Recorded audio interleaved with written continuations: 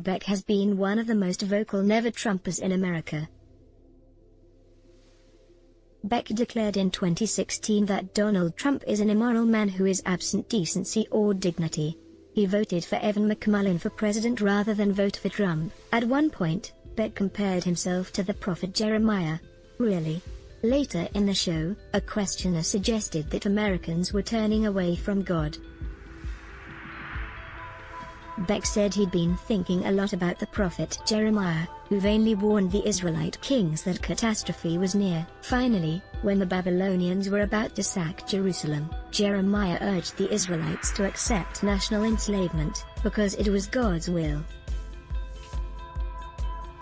Beck saw a contemporary lesson: sometimes you have to pay the price for what you've done.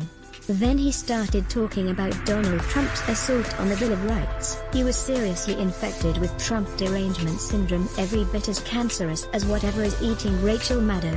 No one ever expected him to recover. His case seemed terminal. But the Republican National Convention seems to have infused him with some kind of disinfectant that opened his eyes for his uncharitable behavior, and he issued a multi-part apology that is quite stunning. It's a rare thing that a person recognizes the darkness in themselves rather than projecting it onto others, but Beck has done just that. In terms of an apology, his is how it should be done. Today, too many people think an apology sounds like this: "I'm sorry you were offended." That's not an apology. Beck's apology focused on what he did wrong.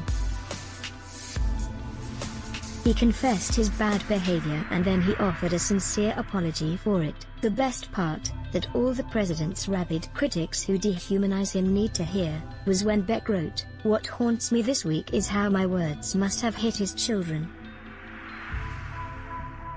How did I miss the sharpness of my judgment without consideration of family?" The entire statement is below. If you ever need an example of a great apology for teaching purposes, this one is pretty perfect, too. I expected at real Donald Trump to take control federally at the first opportunity. Here we are in a massive crisis. Bush violated the free market to save the free market. Trump could have violated federalism to save federalism, yet he has stood firm through COVID. Current, Glenn Beck, at Glenn Beck, August 28, 2024. Did I miss the sharpness of my judgment without consideration of family? Me? A guy who has lived it from his side. I wanted to end my interview with that real Donald Trump's son this week. A personal apology, who had spent 20 minutes with me as if we were old friends. Current, Glenn Beck, at Glenn Beck, August 28, 2026, will be the first to admit it. I did. On air and personally to the president himself. But it was all about politics. I knew he loved his children and they him. What I fail to see, is the reason I think they love him. At real Donald Trump is a loud New Yorker with a private heart. Glenn Beck, at Glenn Beck, August 28, 2020. Alice Johnson makes America believe in redemption. Again, let's block ads. Why? Show your love for him. Click the link in description. Thanks for watching.